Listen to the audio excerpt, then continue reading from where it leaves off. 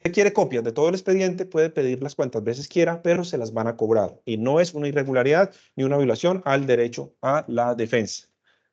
Tercer derecho, el derecho a la defensa. En materia disciplinaria, el derecho a la defensa funciona de forma distinta a las otras áreas. Eso es que no es obligatoria. ¿Cómo así que no es obligatoria? El despacho en las diligencias iniciales se le va a informar al investigado que tiene derecho a la defensa. Y aquí él puede solicitar un abogado, puede decir que quiere un abogado, solicitar o llevar un abogado, puede decir que quiere un abogado, pero no tiene cómo procurárselo, y en este caso, por obligación, el despacho le tiene que conseguir un defensor de oficio o un defensor público. Y la tercera opción, y que pasa mucho en la policía, es decir, no decir nada o decir que no quiere defensa. Es válido adelantar el proceso disciplinario sin defensa cuando se ha consentido como tal. La clave que les quiero dar es con la versión libre. ¿Qué es una versión libre? La versión libre es la posibilidad de que la persona pueda explicar qué pasó. La versión libre es bueno, pero es lo más peligroso que exista. Por favor, ustedes como defensa, como investigados, nunca rindan una versión libre.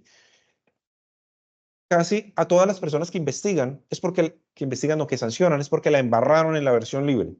La versión libre no es una prueba, pero lo que ahí diga se puede tomar como punto de partida para constituir otras pruebas. Y casi que lo que se diga en versión libre, en lo perjudicial, es palabra de Dios para las autoridades. Qué difícil que es desvirtuar algo que el mismo investigado hizo. Recuerden que la versión libre es voluntaria, la pide los sujetos procesales, se puede repetir cuantas veces se desee hasta el traslado para alegatos de conclusión. ¿Se debe rendir versión libre o no? Depende. ¿Y de qué depende? Si sirve o no. En particular, ¿yo qué hago para evitar problemas con los investigados? Yo le digo al investigado, es importante que rindamos versión libre, pero escríbame aquí todo lo que quiera decir. Y como defensor hago un control muy riguroso de la versión libre, lo que va a decir. Únicamente cuando yo apruebo lo que va a decir y veo que no va a ser perjudicial, le digo a mi cliente, ríndala, pero limítese a esto. Y por último, para finalizar, ya el doctor Tautiva me está haciendo señales, muchas gracias, mi doctor, está el tema probatorio. Siempre que, pero esto es de procedimiento, siempre que vayan a practicar una prueba, usted le van a comunicar que se va a practicar la prueba. ¿Es obligatorio que usted vaya? No, no es obligatorio. Pero ¿qué pasa si a usted le notificaron la prueba y usted no fue a la práctica? Pues la practican sin usted. No constituye ninguna irregularidad. Con posterioridad usted podrá acudir al expediente y hacer alguna solicitud con base en la prueba practicada. Pero si usted va, pues tiene la oportunidad de participar en esta práctica probatoria y para mí es muy importante. No se puede descuidar un proceso. Entonces ya saben, es obligatorio que les comuniquen la práctica de pruebas. Si no les comunican una práctica de prueba, esa prueba se convierte en ilegal. ¿Que se puede convalidar? Sí se puede convalidar, pero no es el deber ser. Si ustedes no van, la prueba se practica. Listo, entonces hasta aquí acabamos con el tema de procedimiento. Espero haya sido fructífero. Me dejó pensativo que ninguno hizo preguntas y cuando nadie hace preguntas hay dos posibilidades. ¿Entendieron muy bien o no entendieron nada?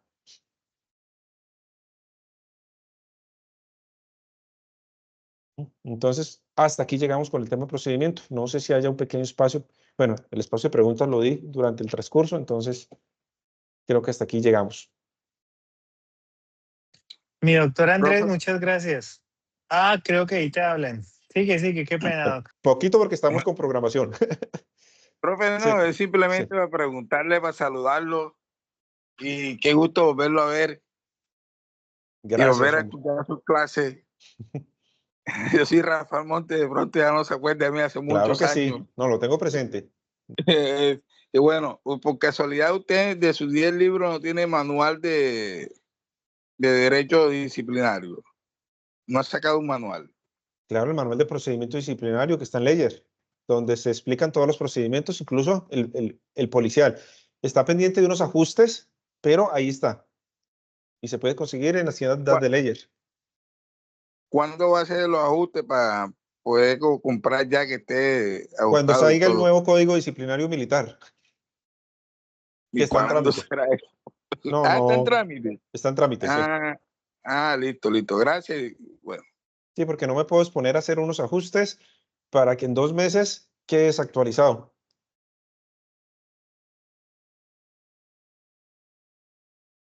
Listo, mi doctor Tautiva. Creo que con eso culminamos. Con todos, muchas gracias. Espero haya sido útil esta charla y hayan podido llevarse elementos importantes.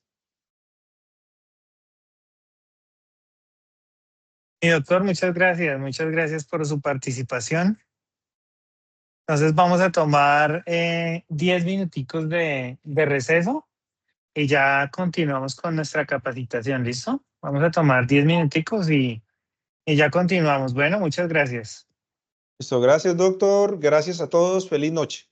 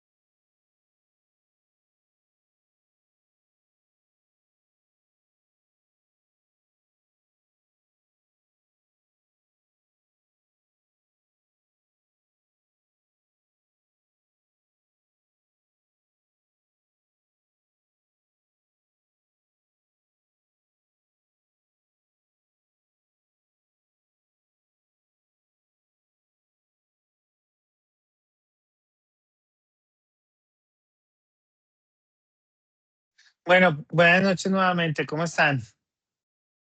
¿Me escuchan bien? Afirmativo, señor. Buenas noches. Exactamente, Doc. Bueno, muchas gracias. Bueno, tenemos que hacer algunas, porque pues el tiempo es muy corto, pero quiero hacer algunas precisiones respecto al tema del procedimiento. Cuando nosotros hablamos del procedimiento disciplinario policial, hay que tener varias situaciones en cuenta. Y digamos, el último procedimiento que tuvo la Policía Nacional, procedimiento propio, fue con el decreto 1798 del 2000. Cuando llegó la ley 1015, nosotros optamos por el procedimiento general. Es decir, nosotros desde la ley 1015, la Policía Nacional trae el procedimiento general. ¿Qué pasa ahí? Que ustedes pueden mirar, digamos, en el estudio del derecho disciplinario, ustedes pueden mirar que efectivamente la norma actual es la ley 1952 del 2019, el Código General Disciplinario. Pero aunque la ley 1952 del 2019 fue proferida en ese año, digamos lo que por decisión estatal, mediante el Plan Nacional de Desarrollo, esa norma fue suspendida. Porque miren esto, la ley 1952 es del 2019, pero solo tomó vigencia hasta marzo del 2022, es decir, 3 años después de que esa norma había sido promulgada. Entonces, cuando empieza el trámite del régimen disciplinario policial, cuando se empieza a trabajar en el nuevo régimen disciplinario policial, lo que se quiere enfocar o hacer el código es estructurarlo a como lo tenía el procedimiento de la ley 1952. ¿Cómo era el procedimiento original de la 1952? Como ustedes lo van a ver mañana, el del régimen militar. La parte de investigación escritural y la parte de juzgamiento en audiencia verbal. Pero en ese tránsito, digamos, legislativo, en esa construcción de la norma, llega la sentencia de Petro Urrego versus Colombia, que es la que cambia o obliga al Estado colombiano a alinear el régimen disciplinario al estándar convencional, a hablar de separación de roles, y cuando la ley 1952 nadie creía que iba a tomar una vigencia, digamos que la ley 1952 fue la salvación del Estado colombiano para preservar el derecho disciplinario, pero como tenía que alinear a lo que quería la Corte Interamericana, debieron modificarla mediante una norma corta, porque digámoslo que en lo que quedaba del periodo legislativo no se iba a poder hacer un código completo. Ahí es donde nace la ley 2094 de 2021, que es la que da la reforma a la 1952, que es la que crea la división de roles. Entonces, digámoslo, que la policía se había estructurado para cumplir en lo que tenía la 1952 y sobre el camino tuvo que hacer o acoplarse a la 2094. De allí que no, ya se había presentado el proyecto de reforma policial y no se iba a alcanzar a estudiar una norma, digamos, con procedimiento propio. Si ustedes miran el último artículo de la ley 2196 de 2022, dice que el procedimiento disciplinario se aplicará al del régimen general, pero también abre la puerta a que dice que la policía podrá establecer el propio y este será el que se optará por aplicar. Lo que pasa es que hay un vacío, porque la norma no dice si el procedimiento que se cree, que se vaya a crear, tiene que hacer tránsito legislativo o si se puede regular como se reguló, digamos, lo que fue los medios para encauzar la disciplina. Entonces nosotros actualmente en el régimen disciplinario policial aplicamos la norma general. Aplicando la norma general, es decir, que nosotros en el Código Disciplinario de Policía no vamos a encontrar el procedimiento, sino vamos a estipular el mismo de la 1952. Entonces, la policía, ¿cómo se tuvo que estructurar? La policía, digámoslo, como nosotros lo hablamos en la introducción, nosotros, ya para darle paso a José Ignacio, que ya lo veo conectado, doctor José Ignacio, la policía funciona, como lo dijimos nosotros, mediante jerarquías. Entonces, la policía tiene un mando directivo que son los oficiales, empezando, digamos, por los oficiales generales, que es general, mayor general y general. ¿Qué pasa? Que el régimen de policía tiene una excepción diferente al régimen militar. ¿Y cuál es esta? En la policía, el régimen disciplinario no investiga generales. Los generales, digamos por un principio de imparcialidad, son investigados por la Procuraduría General de la Nación. La Policía Nacional investiga disciplinariamente desde auxiliares, bachilleres, es decir, personas que prestan el servicio militar, hasta el grado de coronel.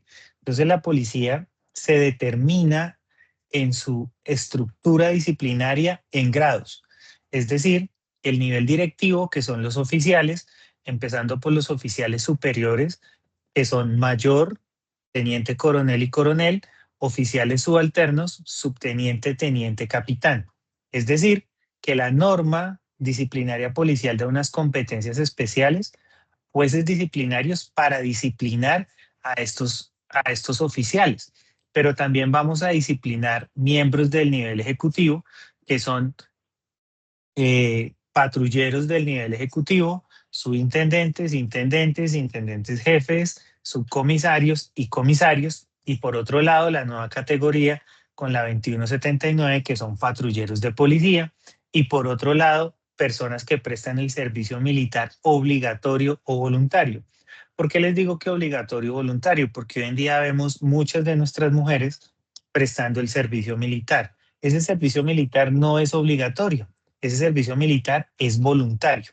Y una de los grandes logros que se llevó a cabo en el nuevo régimen disciplinario de la Policía Nacional fue equiparar o disminuir las sanciones que se imponen al personal que presta el servicio militar, porque con la norma anterior, con la ley 1015 del 2006, se le colocaban las mismas sanciones que al personal profesional, es decir, inhabilidades entre 10 y 20 años a personas que no son servidores públicos, porque quienes prestan el servicio militar no son servidores públicos, son personas que ejercen funciones públicas, pero no tienen una relación de sujeción, no tienen una relación laboral con el Estado. Es decir, ese sueldo o salario que ellos llaman, eso es una bonificación de sostenimiento, que por una ley desde el 2021 se ha venido incrementando hasta llegar a este año a un salario mínimo. Pero digámoslo, eso no es una prestación, es una bonificación. Entonces la policía estructura sus oficinas disciplinarias en jerarquías y le da competencias a diferentes personas que hacen parte de la institución. Al director general de la policía le da competencias en segunda instancia para conocer las decisiones del inspector general. ¿Y quién es el inspector general de la policía? El inspector general de la policía es un pequeño procurador general. Es la persona que es el dueño de la acción disciplinaria al interior de la Policía Nacional. Es la persona que tiene la dirección no solo de la disciplina, sino también de la responsabilidad profesional al interior de la institución. Y esta persona hace el juzgamiento de los señores coroneles y tenientes coroneles. Pero también tiene un subinspector general que hace la instrucción de los señores tenientes coroneles y coroneles. Pero también tiene un jefe de procesos disciplinarios de instrucción y juzgamiento que hace las instrucciones de los oficiales superiores en el grado de mayor. Es decir, cuando ustedes como abogados litigantes hablen de oficiales superiores de mayor a coronel, el poder disciplinario se concentra en el nivel central, en cabeza del inspector general en la ciudad, acá en Bogotá. Ahí se concentra el poder disciplinario.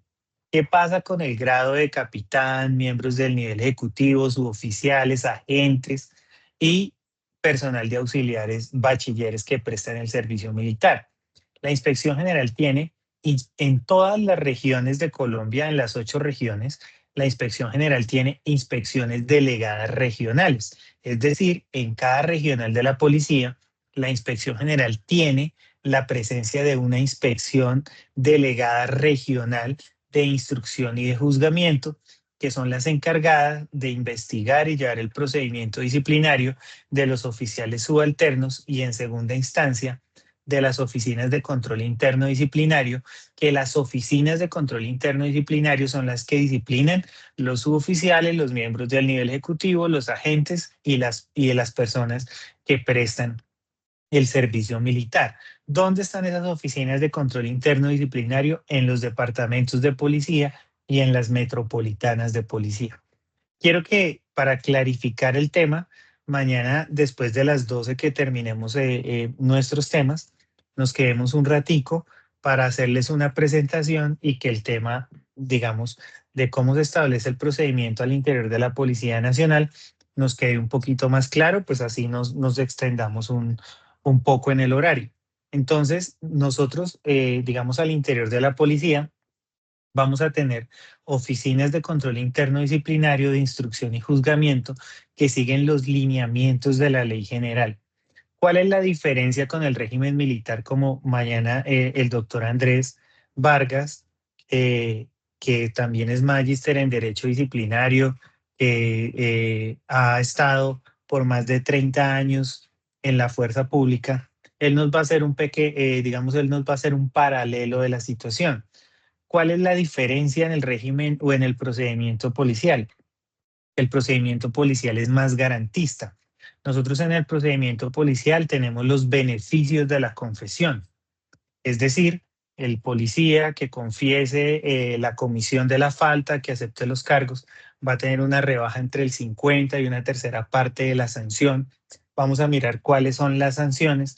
Entonces, quiero que dejemos ese punto bastante claro. Entonces, mañana después de las 12, así nos extendamos un poco, vamos a hacer una presentación para que quede un poco más ilustrado de cómo funcionan las competencias al interior de la policía y cómo funciona, cómo se aterriza el procedimiento a esas oficinas de instrucción y juzgamiento.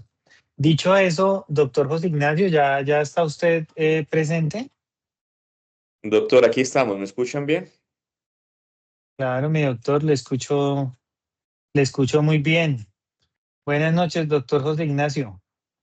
Buenas noches para usted y para todos los presentes. Para mí es un gusto presentarles al doctor José Ignacio Londoño Muñoz. El doctor José Ignacio principalmente es el coordinador, ha sido la persona líder en el departamento de Antioquia en el impulso del derecho disciplinario. Actualmente se desempeña como coordinador de la especialización en derecho disciplinario de la institución universitaria de Envigado. José Ignacio es abogado de la Universidad Autónoma Latinoamericana. Cuenta con estudios en Derecho Público de la Universidad de Ginebra, Suiza. Es especialista en Derecho Penal y Procesal Penal de la UPB. Magíster en Derechos Humanos, Derecho Internacional Humanitario y Derecho Operacional de la Universidad de Nebrija, España. Magíster en Derecho de la Universidad Pontificia Bolivariana y en la actualidad cursa su maestría en Inteligencia Artificial. José Ignacio ha pertenecido a la rama judicial, docente, destacado. Como ustedes pueden ver, José Ignacio es una persona muy joven, pero es una persona muy destacada en el ámbito académico, docente de diferentes universidades. José Ignacio ha sido una persona que ha luchado y ha estado presente tanto por el respeto de los derechos de los militares, como también de la perspectiva de la coexistencia de los regímenes disciplinarios militares y el general, y es un experto en lo que tiene que ver con derecho operacional. También José Ignacio es conferencista nacional e internacional. Entonces, doctor José Ignacio, para mí es un placer que usted esté acá el día de hoy acompañándonos. No, gracias a usted por la deferencia de sus palabras, doctor. La admiración por usted también es bastante. Muchas gracias igual por proporcionar estos espacios académicos tan importantes. Listo, doctor, lo dejo, el escenario es suyo, muchas gracias. Gracias a usted. Bueno, vamos entonces a hablar sobre el control de los actos administrativos sancionatorios. Para eso vamos a empezar a entender las diferentes naturalezas de las conductas, sus tipificaciones y cómo estas normas, entonces, de acuerdo a su interpretación y aplicación, pueden ser entonces objeto de control de legalidad. ¿Hasta qué punto entonces las situaciones de hecho, para entender cuál ha sido el impacto necesario, vamos a pasar entonces a esos controles de las nulidades que se podrían haber presentado o cómo las vamos a focalizar o calcular para que efectivamente pues haya un estudio frente a eso, ya sea para reforzar el acto administrativo como autoridad disciplinaria o ya sea para atacarlo como abogados litigantes? Para eso vamos a empezar a hablar un poquito sobre principios. ¿Y por qué sobre principios y por qué sobre esas situaciones? Porque es a través de estas formas de cómo empezamos a hacer la relativización de derechos y deberes. ¿Cómo relativización de derechos y deberes? Porque precisamente lo que nosotros ya nos enfrentamos frente al estudio judicial o frente al control de legalidad es que ya no podemos mirar normas herméticas, cerradas, sino que ya vamos a mirar más allá de la teoría del derecho. Ya no estamos sujetos a autómatas de consecuencias jurídicas previas a las normas de condiciones de hecho de forma cerrada. Y esto nos va a entender entonces o nos va a ayudar a entender mejor cómo es la dinámica actual frente a ese control de legalidad, de cómo empezamos entonces a mirar esa teoría de los derechos, de las normas, de los operadores jurídicos y de la teoría de la argumentación jurídica frente a ese control que vamos a instaurar. Bien, esta primera introducción cortica frente a ese impacto es donde vamos a también a establecer cuál va a ser ese control y cuál va a ser estas situaciones de impacto para que ese control sea efectivo. Y vamos a mirar también esa trascendencia de la naturaleza, específicamente de los regímenes especiales. Tengo unas sentencias del Consejo de Estado que también quiero que revisemos para que entendamos también cuál ha sido el impacto y cuál ha sido también el entendimiento frente a esas dinámicas en sede de lo contencioso administrativo. Para eso entonces, y entendiendo estas dinámicas de las nuevas realidades del derecho y cómo está funcionando ahorita ya la rama judicial o los controles de legalidad de los jueces, empezamos a mirar también esa relativización. Pero esa relativización viene acompañada precisamente de mano de principios. No puedo aplicar yo entonces de forma operativa una norma sin estar sujeta a esas ponderaciones o esas subsunciones, teniendo en cuenta la omnipresencia de la Constitución y las convenciones interamericanas en materia de derechos humanos que vienen a estar de forma permanente, no solamente por las autoridades judiciales, sino también por las autoridades administrativas en el mandato de esa función prístina y esencial de administrar justicia. Eso nos va a permitir entonces la reconfiguración operativa. ¿Cómo podemos entonces alinear que esas normas sí vengan a establecerse para el fin adecuado en esos contextos de hecho? Y aquí empezamos nosotros entonces a preguntarnos y a establecernos juicios frente a esas potestades de la relativización y cómo lo empezamos a manejar. Y empezamos a mirar entonces lo que en su momento este señor candidato ya a la presidencia, Abelardo Lasprilla, decía, si la ética no tiene nada que ver con el derecho. Y yo les empiezo a preguntar, ¿será que la ética no tiene nada que ver con el derecho? ¿Será que hay unas diferencias entre el derecho y la moral? Para entender esto y esos grados de enunciaciones, vamos a mirar entonces varias cositas. ¿Cómo trabajamos nosotros los abogados? Lo primero que tenemos que entender es el chisme. ¿Y cuál es el chisme? Pues, ¿qué pasó? ¿Cuándo deja de ser un chisme para convertirse en un hecho jurídicamente relevante? Con las pruebas. Que hay evidencias que me permitan afirmar que esa situación de hecho sí pasó, sí sucedió, sí se presentó. Porque de lo contrario seguimos estando es ante un chisme. Si yo no tengo cómo probar esa situación, eso no existe. ¿Vale? A partir de qué evidencia se tiene, ya es cuáles son los enunciados normativos relevantes para esa situación de hecho. Y ahí es muy complejo porque no podemos confundir peras con manzanas. ¿Cómo no podemos confundir peras con manzanas? Porque muchas veces hay situaciones en las cuales pasamos por alto la finalidad de la norma o no nos casa frente a esa relatividad o frente a esa realidad de hecho, dentro de los cuales le doy una interpretación errada de la norma. Para eso entonces es cómo estoy interpretando esos enunciados normativos. ¿Cuál es el alcance de la norma frente a esa situación concreta a la que el cual yo voy a aterrizar o voy a echar mano para resolver esa situación jurídica? Seguidamente, ¿cómo aplico esa norma o cómo califico esa norma de acuerdo a las situaciones establecidas? ¿Vale? Y último, la autoridad es competente para tomar esa decisión. ¿Se siguió el procedimiento para tomar la decisión? ¿Se siguieron los pasos establecidos frente a esas dinámicas por las cuales se tomó la decisión? Y mire un poco la estructura de la que nos hablaba ahorita el doctor Diego frente a esas dinámicas. Muchas veces inclusive algo tan simple como la competencia pasa por alto dentro de esas dinámicas y muchas veces toman decisiones sin tener competencia para ello. Y ahí sí no podemos hablar nunca de una relativización. La competencia es o no es taxativa, eso no da lugar nunca a una interpretación. Tiene que ser clara, expresa y sucinta. Yo no puedo inventarme competencias, yo no puedo interpretar competencias y no me puedo adjudicar competencias que no me corresponden. Nosotros entonces empezamos a mirar este tipo de situaciones con las normas como silogismos jurídicos. ¿Y cómo funcionan los silogismos? Todos los hombres son mortales. Sócrates es un hombre. La conclusión sería entonces, pues, que Sócrates es mortal. Y así funcionan las normas. El que matare a otro incurrirá en prisión de 20 a tantos años. Pedro ha matado. ¿Cuál es la consecuencia? La conclusión, pues, va a ir a prisión. Esos silogismos, o esas premisas sobre las cuales se funciona o se determina, disculpen un segundo.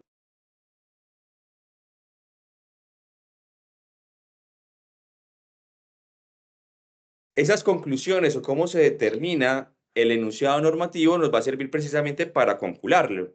Y desde la Escuela Judicial Laura Bonilla, que es donde se hacen los cursos ya para los jueces y todo esto, se tenía estas premisas de base. Esos métodos primarios frente a los cuales yo iba a adecuar esa situación de hecho frente a la norma. La premisa mayor, ¿por qué estoy eligiendo esta norma y no otra? La premisa menor, ¿por qué estoy dando por probados estos hechos y no? Y la conclusión frente a esa consecuencia.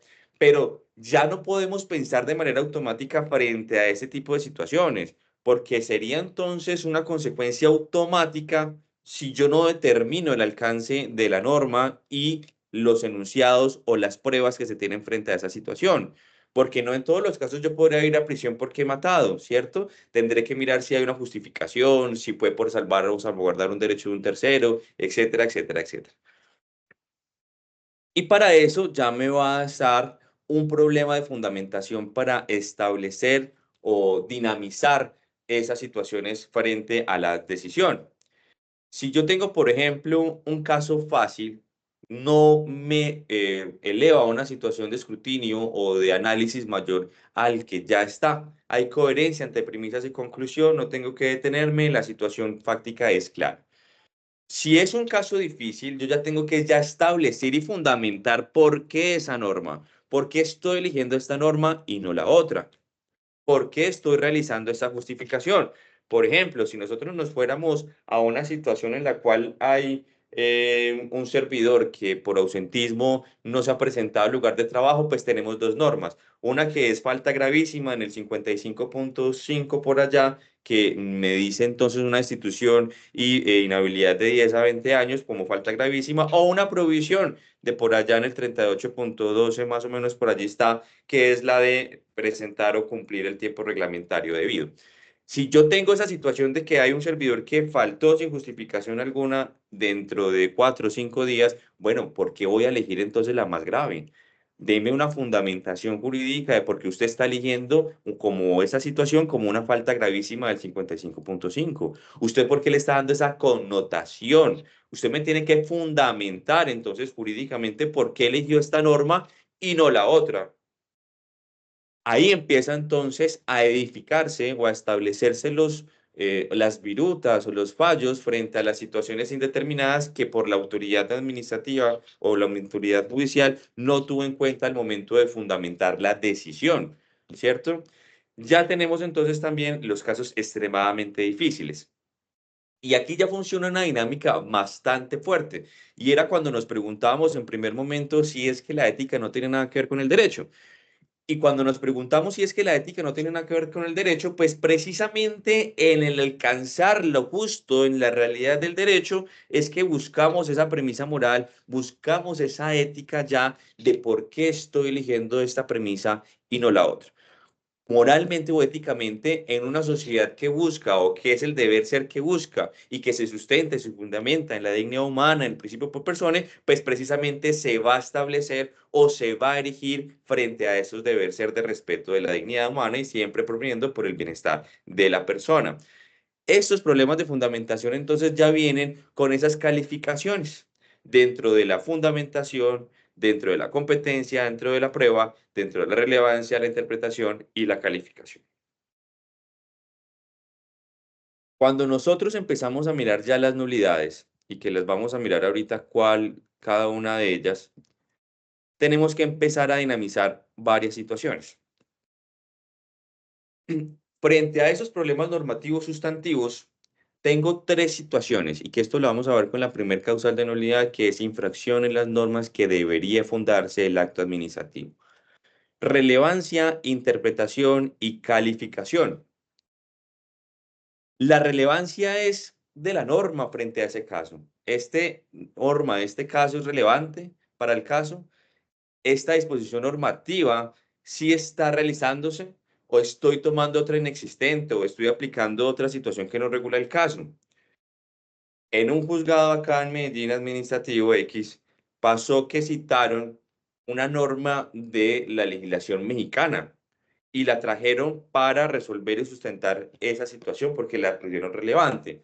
Pero es que el derecho comparado yo no lo puedo traer así nomás. Yo tendría que haber establecido de primer momento que es que esa situación no está regulada en mi ordenamiento jurídico. Porque si ya hay una norma que responde frente a esa situación particular, yo nada tengo que ir a hacer a México para traerme normas de allá. Por más relevante que sea el caso, no me sirve porque es que esta norma no existe en mi país, no está regulando esa situación. O por lo contrario, ni siquiera es relevante para resolver la situación de hecho. Interpretación. Ya estas situaciones también son bastante complejas frente a la atribución que yo le doy a la norma. Cuando resulta ser contravidente, contralegen, absurda en disposición normativa. ¿Cómo lo vamos a ver entonces y qué carga o qué alcance le estoy dando a la norma frente a esa interpretación establecida? Y dentro de esos problemas de interpretación vemos muchas veces que inclusive son situaciones que normalmente pertenecen a sujeciones subjetivas de la persona o del operador jurídico, judicial o administrativo que va a resolver. Frente a eso, tendríamos que mirar que inclusive no me basta simplemente con entender la norma o lo que dice ahí, sino también cuáles fueron los motivos fundados de la norma. Y para eso ustedes pueden mandar un correíto al Senado en la Gaceta y pueden solicitar los motivos de la norma. Y usted va a encontrar allí por qué el legislador quiso crear esa norma, para qué la creó, con qué finalidad se estableció esa norma y cómo yo voy a echar mano entonces ya de esa manera para darle ese alcance en la aplicación de mi caso. Porque inclusive esas situaciones me dan más allá. Y de igual manera, pues ya los precedentes y los máximos intérpretes de las normas, que son los órganos superiores, como la Corte Suprema de Justicia, el Consejo de Estado, la Corte Constitucional, pues ya me van a dar entonces también de manera aterrizada ese alcance. Pero lo mínimo, y que muchas veces ni siquiera hacemos, es revisar los motivos fundados de la norma. Y eso es un punto clave para yo poder establecer si efectivamente inclusive hubo una equivocación en la realización o fundamentación de la sentencia, del fallo o de la resolución administrativa sancionatoria, porque es a partir de allí que es la norma que está estructurando, sustentando el caso. Y la calificación, que es adecuación de los hechos frente a esa situación o frente a esa disposición. ¿Cómo califico yo esa situación particular? Dentro de esos síntesis o dentro de esos problemas de los problemas normativos sustantivos, venimos entonces a mirarlos con este checklist que se viene presentando. El operador jurídico se inventa de la nada un inicio normativo, sacas normas que no existen ni siquiera, utilizamos disposiciones normativas no vigentes. Esto pasaba mucho, por ejemplo, con la reforma del CEPACA, inclusive con la reforma de la 2089. Esa reforma del CEPACA trajo problemas, por ejemplo, cuando tenían los nuevos códigos. En ese momento ya estaba trabajando en un despacho y entonces nosotros estábamos súper contentos, súper gomosos, estrenando código, que no sé qué, todos contentos, cuando un compañero empezó a revisar y se dio cuenta que es que tenía también disposiciones inclusive no vigentes, que estaban ya derogadas o que inclusive estaban que propias o por fuera de esa reforma. Imagínense si empezamos a resolver con ese código, que muy bonito y todo lo que nos gustan los libros, tocar, que somos muy del tacto, pero inclusive lo peligroso que es creer en esas nuevas disposiciones o esas nuevas ediciones, perdón, en las cuales no podemos entonces estar tan tranquilos, porque imagínese un fallo con una norma no vigente o con una equivocación por fruto de un código. Yo sí por eso siempre busco la página o los códigos del Senado, porque ahí sí ya uno va a la segura y estás más tranquilo frente a las disposiciones normativas que se están utilizando. Se realiza también una disposición normativa no válida, donde hay excepción de legalidad y constitucionalidad. ¿Qué se tuvo en cuenta a la hora de tomar esa decisión? ¿Por qué no se pasó por alto? Y ahí empezamos también a mirar un poquito de esas relativizaciones de derecho frente a esas situaciones establecidas. ¿Usted por qué no aplicó otra situación particular para ese hecho en específico? ¿Esa situación merecía un examen o un escrutinio diferente a lo que usted tomó? El operador jurídico no elige el enunciado normativo conforme a la resolución de nomias antinomias. No estamos haciendo esas resoluciones frente a esas disposiciones normativas, donde también es norma especial prima sobre la general. Si yo no encuentro en el código disciplinario, me tengo que ir al CEPACA. Si no está en el CEPACA, me tengo que ir al Código General del Proceso. Esas estructuras también frente a las normas y frente a esas capacidades donde se chocan dos disposiciones normativas, se deja elegir la aplicación o la disposición normativa válida y vigente. Pero de las más comunes y de las más importantes, encontramos ya unos problemas más precisos y enfocados frente a eso que llamamos en la relativización de derechos y deberes. Interpretaciones contravivientes, contralegen.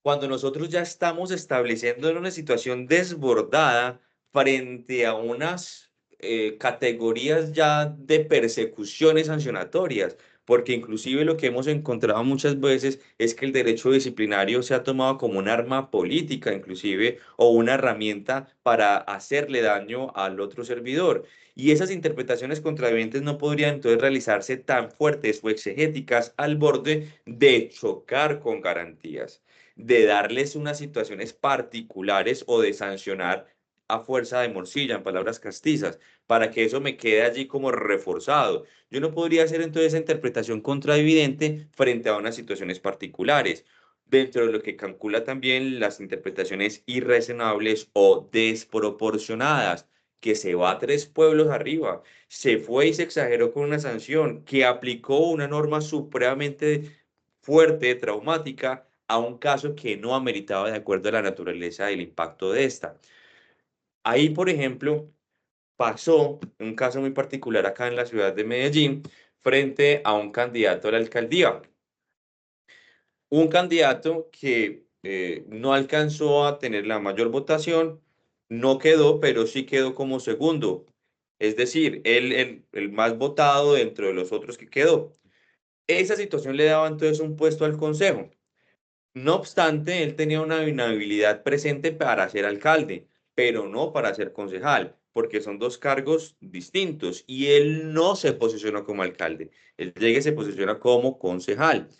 En esa situación, entonces, se hizo una interpretación irrazonable y desproporcionada y contraviviente al darle esa inhabilidad de como alcalde que el alcanzara lo cogiera como concejal.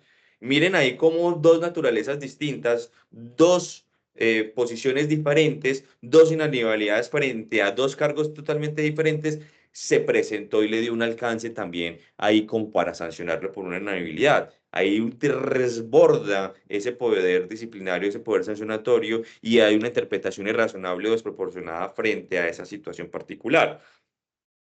De igual manera, hasta qué punto también damos esos métodos o esas interpretaciones equivocadas frente a las disposiciones establecidas. También nos pasó un caso muy particular, pero ese caso lo trabajamos en la oficina y en esa medida estábamos con el exdirector del SENA en su momento y ya después acá como director del Parque Arví. Y resulta y pasa que este señor, cuando era director del SENA, lo investigan por un presunto acoso laboral y lo sancionan. Pero lo sancionan con 5 años, 3 meses y 2 semanas. ¿Y qué pasa con esa situación? Que cuando él era ya director del Parque Arví, le deviene entonces una inhabilidad sobreviniente, porque él estaba siendo director.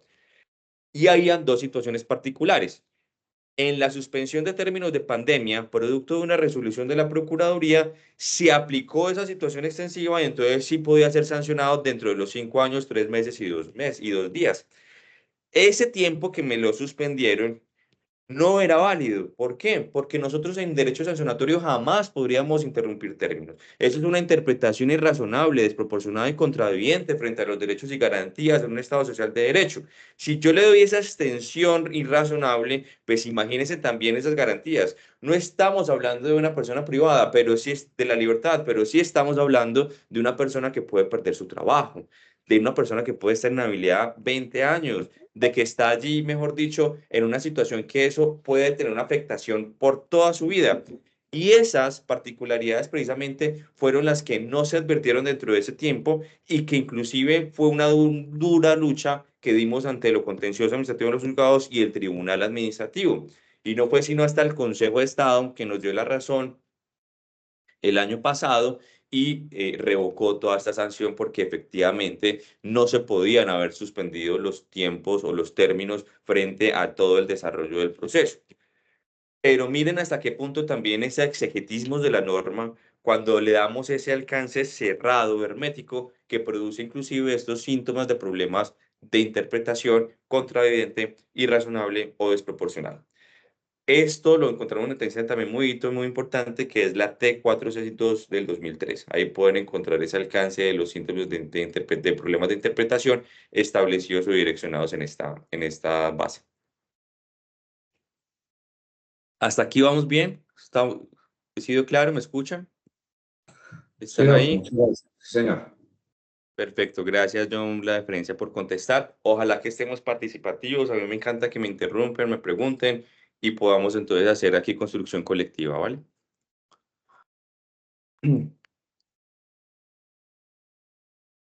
Miren una situación particular que les quiero compartir de una sentencia del Consejo de Estado, bien particular. Miren lo que sucedió aquí en este caso. ¿Ahí están viendo mi pantalla? Sí, sí, señor. Vale, gracias. Miren esta interpretación, cómo se dio y cuál fue la calificación de la norma que se tomó por parte del despacho al tomar la sanción. Aquí en este caso tenemos el patrullero Federman Vianasco, que estaba en una situación administrativa de franquicia. Se encontraba en servicio activo como miembro de la policía y como tal debía atender las funciones y deberes de la institución policial. Y no obstante, decidió incumplir dichas normas al maltratar física y psicológicamente a su compañera permanente, causándole lesiones y demás. En este caso, por ejemplo, miren el alcance tan fuerte que se le dio a una situación particular. ¿Será que yo, estando en esa situación particular, podría darle el alcance? ¿Maltratar a mi pareja es una afectación al deber funcional o al ilicitud sustancial se puede abarcar allí? ¿Cuál es el alcance entonces que se le da a la franquicia también? Si yo soy sancionado en esa particularidad porque estaba en franquicia, que se entiende pues estoy activo, pero también tengo un descanso allí, ¿cómo le da ese alcance a la ilicitud sustancial? ¿Será que se puede concluir hay una afectación al deber funcional propio del servidor? En otra sentencia pasó otro caso diferente y es que un policial, estando en franquicia, ocasionó un accidente de tránsito porque estaba bajo los efectos del alcohol. Y en esa situación particular el Consejo de Estado dijo otra cosa y dijo, no, es que no hay una afectación al deber sustancial una afectación a su deber funcional, porque es que él, si bien se encontraba en situación administrativa de franquicia, pues no estaba cumpliendo funciones activas como policía. ¿Hasta qué punto eso hermético o el alcance contraviviente desproporcional o razonable puede dar? Reprochable a todas luces la situación del patrullero Federman, totalmente.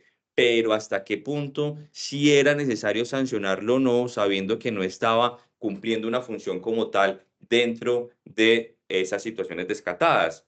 ¿Cuál es el alcance entonces de esa situación administrativa de franquicia? ¿Hasta qué punto lo damos como tal? Y miren que aquí hay otro caso muy particular de la calificación de las normas. En este caso, a un policial lo sancionaron en sede administrativa por ausentarse o abandonar. Pero hay una interpretación equivocada del despacho. Y miren qué complejo también es el alcance normativo que le podemos dar. En este momento aquí se hizo una situación de dos cuestiones totalmente diferentes, el ausentarse o el abandonar. ¿Qué interpretación le damos al ausentismo o el abandonar? Y aquí entonces lo que llegó el Consejo de Estado en conclusión es que había una situación de diferenciación. El señor estaba en una situación también de franquicia. Y dice, en efecto, el verbo rector que se tipifique es ausentarse. Se requiere que haya estado presente en el lugar y en el sublite del patrullero Cano Jiménez no se encontraba en la guarnición policial ese día, como quedó demostrado.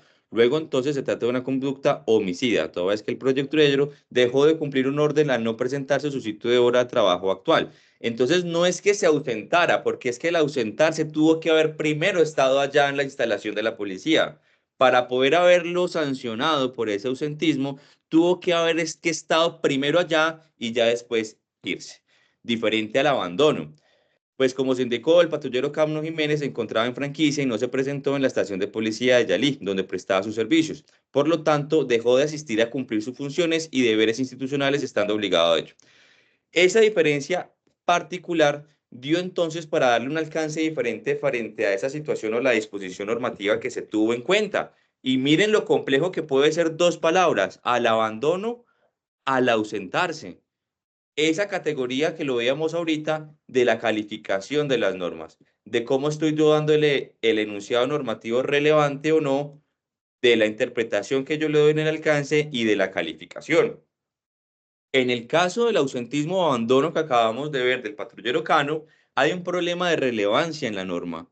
Hay un problema de la atribución que yo le estoy dando a la norma, porque a todas luces, según lo que estamos viendo y que ya vimos, el ausentarse significa primero haber estado allí. Entonces, no es que se hubiera podido tipificar por ese verbo rector la conducta de reproche del patrullero. Por lo tanto, pues entonces habría un problema de fundamentación de las normas que debía fundarse, perdón, el acto administrativo.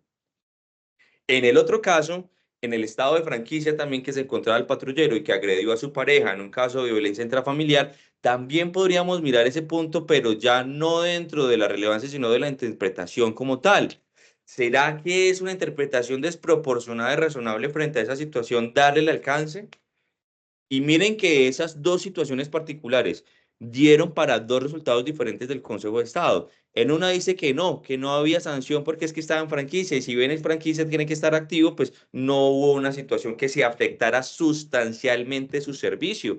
Es que no se afectó. Y ese es el punto cardinal del derecho disciplinario. Si nosotros podríamos mirar esa situación particular, es que entonces estamos aplicando consecuencias jurídicas de manera automática, sin un previo análisis y sin una previa interpretación dentro de esa situación particular. Y eso precisamente corresponde a una interpretación irrazonable o desproporcionada. ¿Cómo le estoy dando esa categoría adicional para poder sancionar? No estoy excusando el comportamiento del patrullero frente a esa situación particular en el que agredió a su pareja, pero no podremos pasar por alto que efectivamente, aun cuando se encontraba no necesariamente discusiones como policía, es una situación personal y subjetiva frente a esa determinación o el alcance que se le da a las sanciones como tal. ¿Me siguen hasta acá? Cierto, sí, señor. Vale.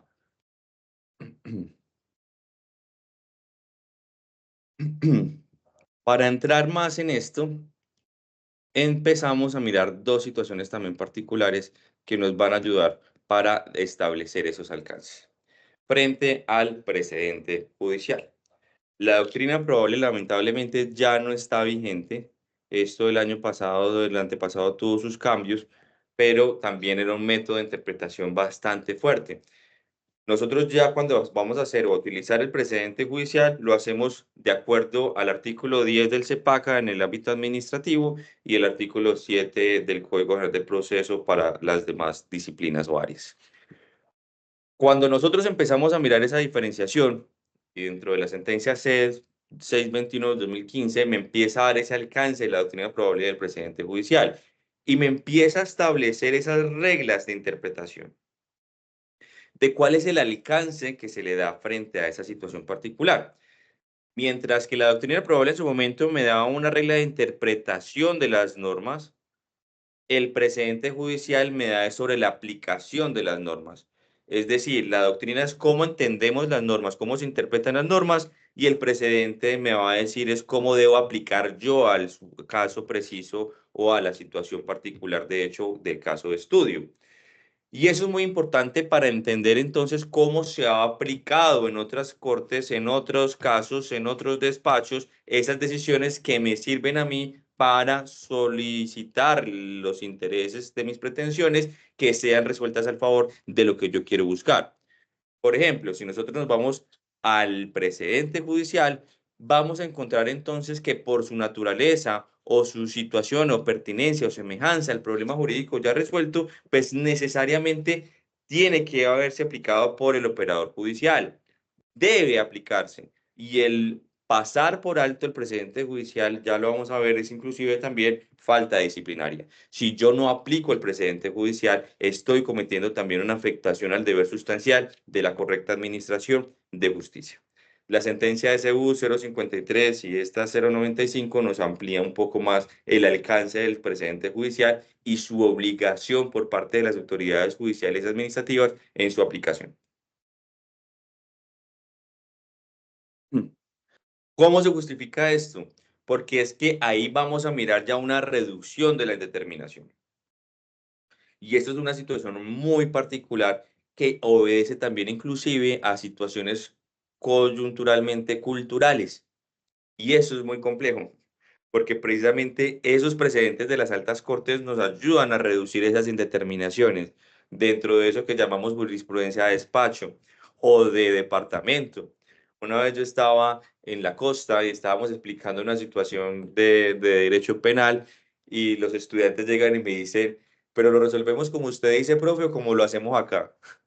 Y esa situación ya deja mucho que decir dentro de cómo se hacen las cosas en Antioquia, en Cundinamarca, en Nariño, en qué sé yo, en las distintas partes de nuestro país, porque somos diferentes, somos 32 países casi que unidos en departamentos. Y esa reducción de la indeterminación precisamente se sustenta en la necesidad de ese precedente judicial que me va a ayudar a reducir esa marcha, a reducir esa situación particular, ese respeto también de la jerarquía funcional y que haya una seguridad jurídica y una confianza legítima en la administración de justicia. Esa reducción de indeterminación que precisamente con la cual se busca es que haya una legitimidad también frente a esas determinaciones. Bien, cuando nosotros vamos a mirar una sentencia, si la fuéramos a abrir como un sapito, vamos a encontrar tres situaciones particulares. La primera, la parte expositiva, partes, peticiones, excepciones, hechos, procedimientos, intervenciones. Y ya en la parte considerativa, empezamos desde la definición de cuál es mi problema jurídico a resolver, la selección de las normas. Y ahí empezamos ya con lo que veíamos ahorita de la calificación, relevancia e interpretación de las normas al momento de resolver la situación de hecho. Si ustedes miran la sentencia del Consejo de Estado, lo primero que vamos a mirar en la parte considerativa es toda la interpretación de las normas. Y entonces me dice, el alcance, el artículo el Consejo de Estado en reiteradas sentencias ha dicho que el artículo La Corte Constitucional ha sido clara que frente al artículo la sentencia se ha dejado en claro que el alcance de la norma en cuestión Esa parte considerativa frente a esa situación que viene a establecerse también en esa resolución. Y ya en el análisis probatorio, calificación de fuentes y los hechos, pues ya va a ser el precedente judicial, que es lo que me va a servir una situación ya jurídicamente resuelta, similar a mi problema jurídico, que necesariamente también me va a servir para soportar, justificar esa situación. Lo mismo pasa con las resoluciones administrativas dentro de los despachos disciplinarios. Igual vamos a encontrar esa situación y ahí es donde vamos a evidenciar entonces si estuvo con control de legalidad o no esa situación, si está legitimada esa decisión, si está sustentada correctamente esa determinación. ¿Por qué? Porque es que el operador jurídico, el operador disciplinario tuvo que haber tenido en cuenta también este alcance del problema y la selección de esas normas. ¿Cuáles son las que vienen a resolver mi caso? Si no, miren entonces estas situaciones como la misma tipificación de una falta y el error de la interpretación pueden dar también a causal de nulidad. ¿Hasta qué punto entonces esta situación de la selección normativa sí se tuvo en cuenta por el operador disciplinario al momento de la fundamentación o sustentación de su decisión? Si tuvo relevancia la norma, si le dio una correcta interpretación, si la sustentó en debida forma con respecto o con relación al caso de estudio, respetando precisamente todo lo que de base entendemos desde la pirámide kelseniana, que viene a respetarse también frente a esas dinámicas de las elecciones normativas. Dentro de lo cual vamos a empezar con la constitución política, por supuesto, y el bloque de constitucionalidad, las leyes, decretos, otros actos y decisiones judiciales. ¿Dónde está el precedente judicial y la acción probable frente a estas determinaciones? Pues precisamente frente a todo lo que viene que ver con la selección normativa, desde su cúspide con las normas de la Constitución, el bloque de constitucionalidad y las leyes y demás.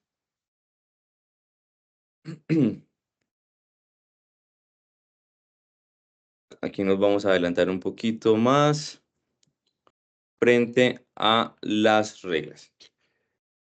Pero ¿será que yo me puedo apartar de un precedente judicial? ¿Será que siempre tengo que aplicar precedente judicial en todos los casos?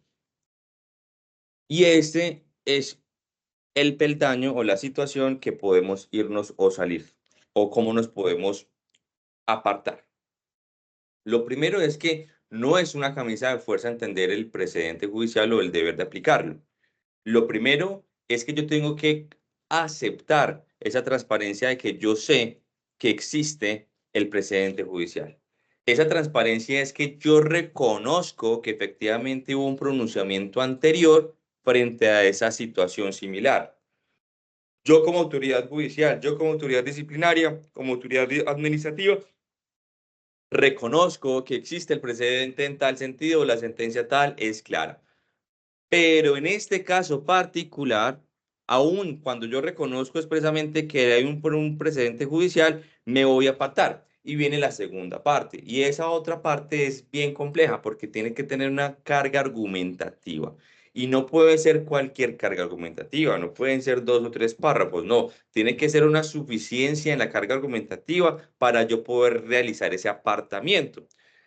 Cuando yo entiendo esto, yo voy a mirar entonces la resolución administrativa, voy a mirar también si cómo fue realizado ese apartamiento, porque entonces yo no podría entonces mirar o concular inclusive una determinación contraria a derecho por parte del operador sin siquiera haber establecido que sí se hizo con respecto a las formas que permite el apartamiento del precedente.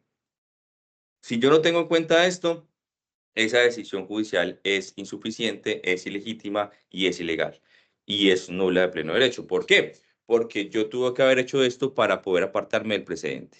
Sentencia SU 149 del 2021. Si yo no reconozco esto y paso por alto, perdón, el precedente, estoy afectando ahí la función administrativa de administrar justicia. No significa esto per se que cuando yo, por ejemplo, me aparto regularmente o no tengo en cuenta esas situaciones, no necesariamente esto me va a llevar a un prevaricato. Y eso lo explica muy bien la sentencia C335 del 2008. ¿Qué sucede? Cuando yo estoy hablando de prevaricato en una decisión judicial o administrativa, no necesariamente va a ser delito, porque por eso no se admite la modalidad de culpa. No es que yo me olvidé, se me pasó por alto, no, yo no revisé la Gaceta, no revisé el nuevo pronunciamiento de la Corte, no lo vi, etcétera. No admite culpabilidad. Para que sea delito tiene que haber una particularidad y es que tuvo que haber recibido una dávida, un beneficio, un dinero para poder producir esa decisión contraria a la ley. Lo que sí sucede es que sí hay sanción disciplinaria. Y esa sanción disciplinaria viene a establecerse porque es que el desconocimiento del precedente jurisprudencial es una situación clara de afectación funcional del deber, de que por sus calificaciones y competencias que la persona está allí, pues se presume de iure, se presume de derecho que las conoce. En esta sentencia de la Comisión Nacional de Disciplina Judicial nos dice frente a una sanción por un juez y quedó demostrado que el disciplinable en la decisión que profirió y que dio origen a la actuación disciplinaria desconoció el precedente jurisprudencial existente, realizando una interpretación subjetiva apartada del ordenamiento normativo aplicable en el cual las decisiones del Tribunal de Cierre deben ser aplicadas por los jueces de instancia. Recordemos relevancia, interpretación, calificación e inclusive también el precedente judicial dentro de eso que aplica. Para esta corporación no es aceptable argumentar el desconocimiento de los pronunciamientos de la sala de cierre de la jurisdicción, porque una persona de su calidad y trayectoria profesional como juez de circuito está calificada y ha sido seleccionada por su conocimiento en la materia, pues su versación jurídica hace presumir que es un conocedor de las disposiciones legales y de los pronunciamientos de sus superiores y que debe aplicar diariamente a su desempeño laboral. Entonces, miren que ahí sí yo estoy afectando mi deber funcional, porque es que se presume que usted como operador judicial, como operador disciplinario, pues está nombrado allí porque usted conoce esas disposiciones normativas, usted conoce los precedentes, usted conoce esas determinaciones y por eso usted está ahí y el desconocimiento entonces implicaría esa situación. Entonces, ya que yo no haya aplicado el precedente judicial, no necesariamente concula en un delito de prevaricato, pero sí en una sanción disciplinaria por desconocimiento a esas situaciones. Y que cuando yo vaya a revisar el acto administrativo y yo lo vaya a mirar, tenga que establecer que efectivamente hay una situación y no les dé miedo para los que litigan o están en otras áreas, pues mandemos también la queja, porque es que se presume que usted tiene que haber aplicado sus precedentes judiciales y mayor aún si usted se los puso de presente en la disertación en caso de los litigantes. Para los operadores o las autoridades, mucho cuidado teniendo en cuenta esas situaciones particulares, no pasar por alto los precedentes, las determinaciones y las relevancias de esas normas que ya vamos a mirar, esas causales de nulidades, porque precisamente ahí es donde se erige o versa la lex artis del abogado. Esos deberes de observancia y cuidado, ese deber de actualizar los conocimientos inherentes al ejercicio de la profesión, la falta de capacitaciones, la debida diligencia a partir de su desempeño como tal, como autoridad. ¿Me siguen hasta acá? Sí, sí, señor. Gracias.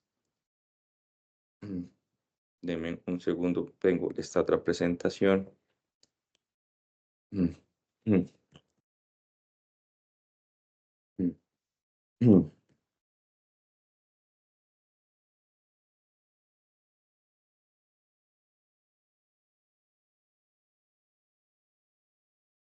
Aquí se me perdió por acá.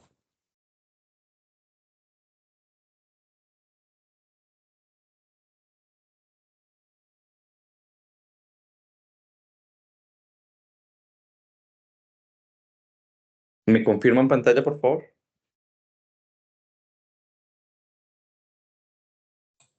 Sí, señor, el de problemas y estrategias de prevención. Listo, muchas gracias, John. Los demás están como muy callados, muy tímidos, ¿no? Por ahí están. Pero recuerden que pueden preguntarme, pueden interrumpir y podemos mirar varias cositas para hacerlo más interesante. Ya tenemos entonces problemas establecidos. Ya los miramos desde un punto dentro de las normas, dentro de la selección, la interpretación, la calificación, cuál es el alcance que le estamos dando frente a eso, ¿vale? Y aquí miramos cuáles son las estrategias de prevención, cómo prevenimos esas situaciones particulares. Cuando nosotros vamos a mirar los actos administrativos y cómo los vamos a atacar frente a esa nulidad, vamos a mirar estas situaciones.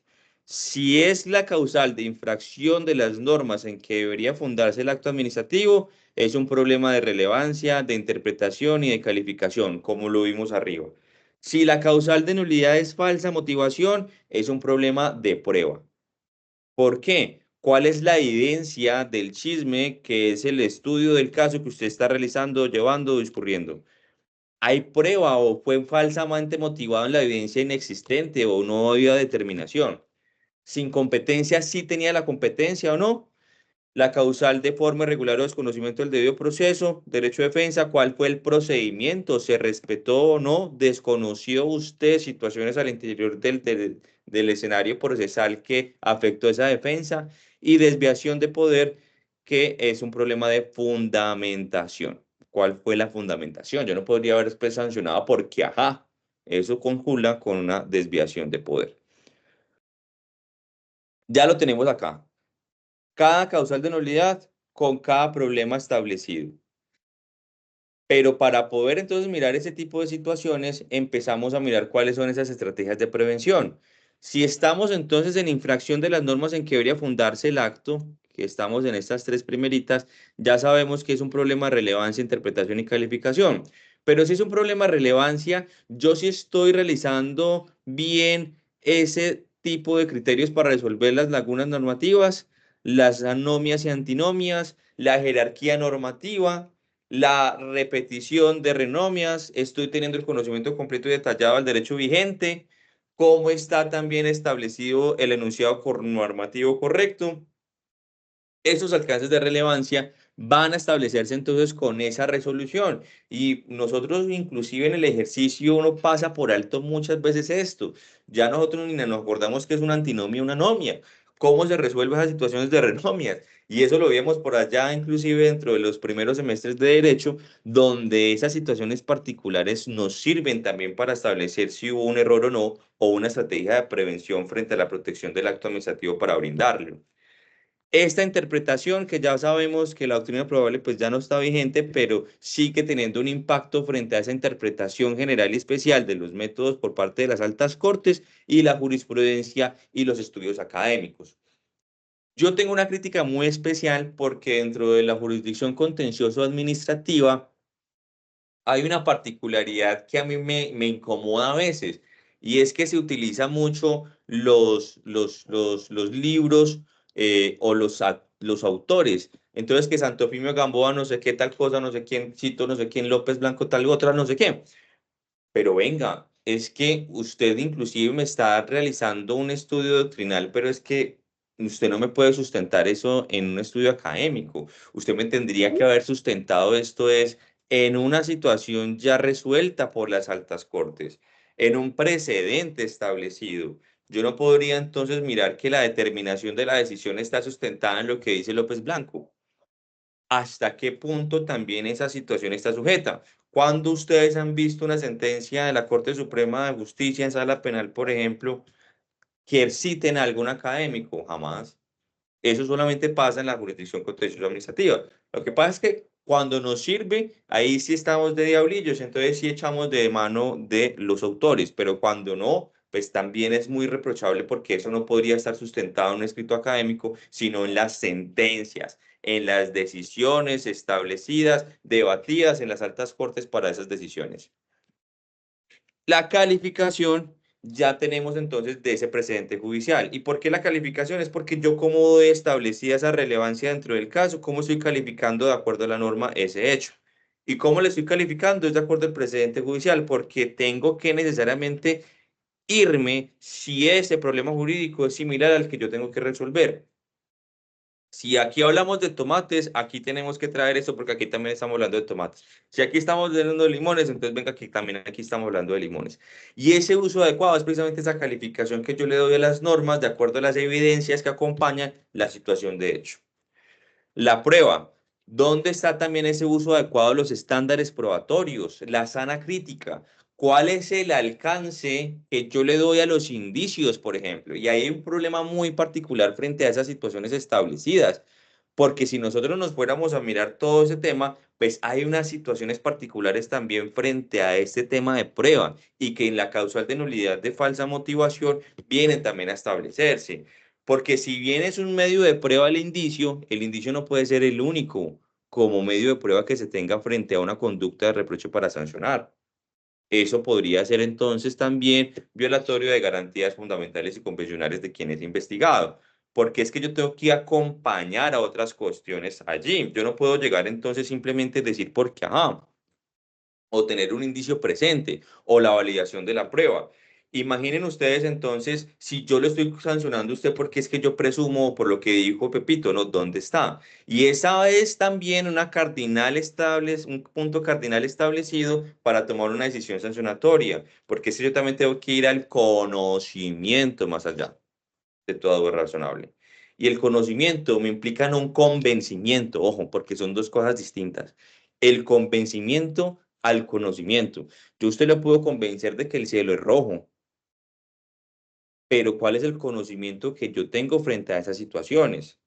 Y en este tipo de pruebas es lo que pasa también. Yo no puedo ir a llevar entonces al despacho que es que está convenciéndose. No, usted tiene que llegar es al conocimiento. Eso de convencerlo usted es cuando estamos hablando por allá en un tema de familia, que lo convenzo yo, juez, que es que el papá es mejor, que la mamá es mejor, que el muchachito va a estar mejor con este, puedo convencerlo que es una culpa patronal y que es una... No, eso es un convencimiento, eso es en otro lado. Cuando hablamos de un derecho sancionatorio, es un conocimiento. Yo no tengo que convencerme de nada, yo tengo que es conocer. Y ese tema de prueba, por simplemente es complicado. Y también cuál es el otro alcance que se le da. En un caso particular también se tuvo una decisión disciplinaria en la cual se sustentó bajo el testimonio de un borracho. ¿Será que le creemos a un borracho? ¿Cuál es el alcance de creencia o de la sana crítica frente al testimonio de un borracho? Venga, ¿y usted cómo estaba allí? ¿Usted sí estaba tomadito? No, yo estaba ahí, pero yo sí lo vi todo. Pues pucha, ¿y qué validez le podríamos dar a un testimonio de esas condiciones? ¿Usted aceptaría un testimonio de un borracho? ¿Ustedes lo harían? ¿Qué piensan de eso? ¿Será que aceptamos el testimonio de un borracho? No, lo sé, tú más fácil, pues es complejo, doctor, pero bajo los efectos, o sea, usted podría bajo los efectos de una sustancia que altera Sí, el estado de ánimo, prácticamente, no, o sea, si fuera yo operador disciplinario, yo la tendría en cuenta. sí. Imagínense ese alcance. ¿Y cómo les parece que el Consejo de Estado, inclusive en un caso particular, aceptó ese testimonio? Pero es que no era solamente el testimonio del borracho, porque volvemos a lo mismo. No podría haber sido la única prueba frente a esa determinación, sino que eso tuvo que haber estado acompañado de otros elementos probatorios para llegar nuevamente a ese conocimiento y no el convencimiento, que reitero y repito e insisto, son dos cosas totalmente diferentes y que tendemos a confundir. Porque es que cuando estamos, por ejemplo, en un escenario penal o un escenario disciplinario frente al operador, pareciera es esas situaciones ahí de que meten eso como morcilla y hacen unos discursos súper elaborados, pero venga, es que usted no tiene que convencer, usted sí llegó al conocimiento de toda duda razonable frente a la sanción, frente al hecho de reproche, usted no me puede llegar aquí con cosas allí diferentes. Esos temas de prueba, entonces, ya sabemos que viene también a la falsa motivación de la resolución administrativa sancionatoria. La competencia y el procedimiento ya está también cumplimiento de normas estrictas que están ahí definidas y que están en procedimientos adecuados. Y que volvemos aquí otra vez y se insiste, la competencia nunca, nunca, nunca, nunca es interpretable. La competencia es o no es, pare de contar. Yo no puedo interpretar de otra manera la competencia. Y eso pasó con un alcalde en Ibagué. Por allá en el 2006, en un susodicho se apropió del plan de ordenamiento territorial y dijo entonces que unas estaciones de gasolina se iban a ubicar en otras situaciones establecidas y se saltó por alto el POT. ¿Y cuál es la competencia del POT? ¿Quién tiene la competencia frente a un plan de ordenamiento territorial? El Consejo Municipal. Pero no, el alcalde entendió por una norma por allá muy vieja del 92 más o menos que dice que es que el alcalde sí le puede recomendar o puede participar o puede estar allí con el Consejo Municipal para la determinación del plan de ordenamiento territorial, pero no es una competencia propia del alcalde, es una competencia propia del Consejo Municipal. Y entonces ahí con el ánimo de sustentar el mago del abogado, pues dijo, no, es que venga, que es que ahí tal cosa, no sé qué, pero es que, venga, no, es que nosotros no podemos interpretar la competencia. No podemos interpretar las reglas procedimentales. Las normas en ese sentido sí son estrictas y ahí sí son cerradas, porque precisamente eso es lo que dinamiza y protege los correctos procedimientos al interior de las investigaciones. Y la fundamentación, que lo venimos viendo también en la desviación de poder, es que efectivamente sí haya una justificación del discurso. Y esa justificación interna, externa y moral que lo veíamos. Yo no podría entonces edificar una sanción o una resolución estativa sancionatoria si yo no tengo entonces la fundamentación frente a esa situación particular. Y mire ya cómo venimos conculando y conectando todo la carreta desde el inicio. Si yo veo que es que usted, operador disciplinario, no fundamentó ni siquiera el por qué escogió esa norma, venga, usted tiene un problema de fundamentación y hay una desviación de poder, porque eso usted no puede fallar porque, venga, en el ausentismo del servidor, ¿usted por qué está escogiendo la alta grave del 55.5 y no el incumplimiento del deber del 38 punto y pico? 9 creo que es.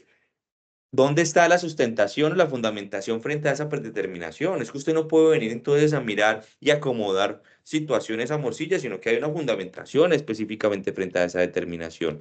Y eso es lo que permite precisamente esa situación frente a la fundamentación, cumplimiento de esos tres niveles de justificación interna, externa y moral.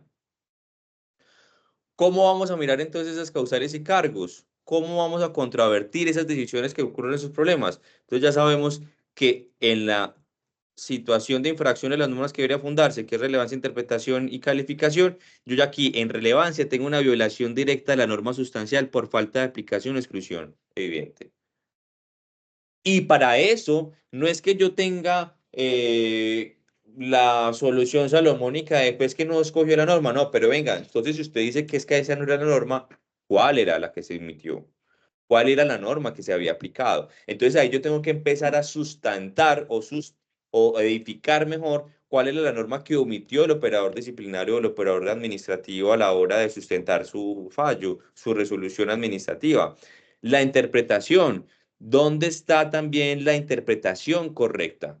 Ya sabemos entonces esas interpretaciones desproporcionadas, irrazonables e inclusive contraevidentes o contraleyes en las cuales se edifica esa interpretación errada o evidente también que se le da por parte de la autoridad disciplinaria, que lo víamos ahorita con ese caso que les puse de ejemplo, en el cual también le doy una atribución errada a la tipificación. O miren, por ejemplo, también la interpretación en el caso de este patrullero que vimos que precisamente se dio o se estableció que eran dos situaciones distintas, el ausentarse o el abandonar. Porque una cosa es una cosa, otra cosa otra cosa. Ese tipo de situaciones particulares también de cuál es la interpretación de la norma que se le está dando. La calificación. Yo tengo que interpretar entonces también cuál era la calificación aplicada para ese caso de prueba, de ese caso específico, perdón.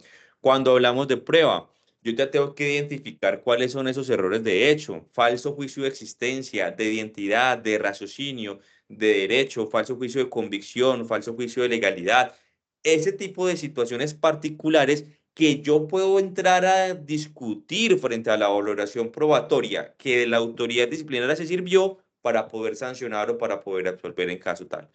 Esa particularidad específica es donde yo ya empiezo entonces a establecer cuál fue el error. Miren, por ejemplo, el caso del borracho. Hay un falso juicio de identidad raciocinio, hay un falso juicio de convicción, un falso juicio de legalidad, por ejemplo, inclusive con esas situaciones de violencia de género o situaciones contra la mujer o discriminaciones y todo ese tipo de situaciones particulares o acoso sexual al interior del trabajo, que tiene también unas situaciones muy particulares en la prueba.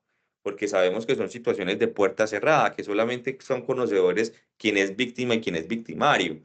Pero entonces para ello yo tengo que hacer entonces una situación de alcance mayor y encontrar otros elementos periféricos, otras corroboraciones, otros indicios, otros elementos que me acompañen en esa situación. De lo contrario, un juicio falso de existencia, un falso juicio de identidad, un falso juicio de raciocinio, porque es que esto no me puede establecer el hecho. Si yo estoy en falso juicio de existencia, de identidad, de raciocinio, estoy hablando que es que hay un problema para probar el hecho. Es que hay un problema para establecer o evidenciar que efectivamente ese hecho sí pasó o no pasó. Ese error de hecho entonces está sustentado precisamente en ese falso juicio de existencia, de identidad y de raciocinio. Si nosotros nos fuéramos entonces a edificar que la única prueba que yo tengo es el testimonio del borracho, venga, uy, ¿cómo así? ¿Hasta qué punto eso sí hay una situación particular que sí me pueda probar el hecho? ¿Qué otro medio de prueba o qué otra situación se basó usted para establecer ese tipo de situaciones? O por errores de derecho, perdón, que ahí ya viene el falso juicio de convicción y el falso juicio de legalidad. Que yo entiendo con la calificación que yo le doy a los hechos probados una connotación distinta a la que ya me trajeron o a la que ya me dieron, a la que ya me probaron. Y yo le estoy dando un alcance normativo diferente a lo que se probó en el juicio. Y ahí vienen esos problemas establecidos. ¿Cómo hacer también los causales de procedibilidad? Si estamos entonces en infracción en las normas en que debería fundarse, vamos a mirar entonces que en principio la relevancia está es en un defecto material o sustantivo. Material o sustantivo. Este problema de relevancia es el desconocimiento de esas normas y que no solamente las normas, ojo, porque esto muchas veces también inclusive lo pasamos por alto y es muy importante también tenerlo en cuenta. También el desconocimiento de la sentencia C con efectos erga omnes, porque precisamente esas sentencias de constitucionalidad también me dan a ver a mí el alcance de cómo se entiende, cómo se aplica y cómo emerge una norma en específico, ¿vale? De interpretación, normalmente es un problema también material o sustantivo, porque yo también tengo que establecer a partir de la fuente de interpretación equivocada en la cual se acogió, se estableció o se erigió la autoridad disciplinaria. De calificación, material o sustantivo, también hay una situación ahí particular donde yo estoy desconociendo precisamente el precedente judicial y que ya como lo vimos, esa situación particular alcanza también para una sanción disciplinaria frente al operador jurídico, frente al operador disciplinario, frente al operador judicial que omitió esa particularidad. De la prueba de la competencia es un defecto fáctico.